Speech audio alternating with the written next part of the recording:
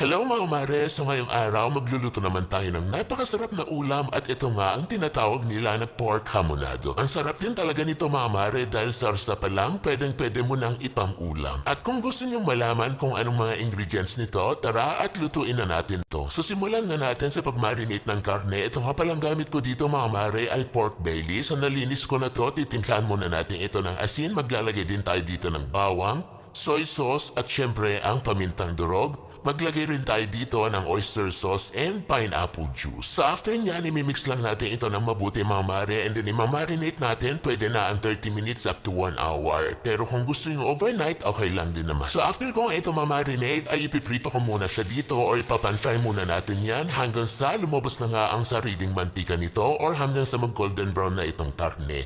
So kapag ganito na siya mga mare, pwede na tayo maggisalita ng mga aromatics. Bawang at sibuyas lang ang panggigisa natin dito and as you can see, marami nga itong mantika mga mare kaya kailangan natin itong bawasan. So after nyan, pwede na natin ilagay dito yung marinade na pinagbabad natin dito sa karne. Mag-add na rin ako dito ng half cup na tubig para mapalambot natin ang mabuti itong karne and then titimbihan ko na rin ito mga mare ng brown sugar, bay leaf at peppercorn. Pagkatapos nyan ay tinakpan ko muna ito at pinakuluan hanggang sa lumambot na nga itong ating karne. Nag-add na rin ako dito ng konting seasoning para mas malasa and then pwede na rin natin ilagay dito itong pineapple chunks. And after ko naman mailagay ang pineapple chunks ay pinakulaan ko muna ito mga mare ng mga ilang minutes pa para lang lumabas ang mantika nito dahil nga mas gusto namin yung ganitong klaseng luto. Napakasarap kasi talaga mga mare, lalo na kung ilalagay mo yan sa bahaw na kanin o kaya sa mainit na kanin ay pwede rin naman. Sobrang sarap talaga nito mga mare, kaya naman pwede nyo rin itong itry sa inyong mga bahay. Sigurado akong magugustuhan ito ng buong pamilya. Again,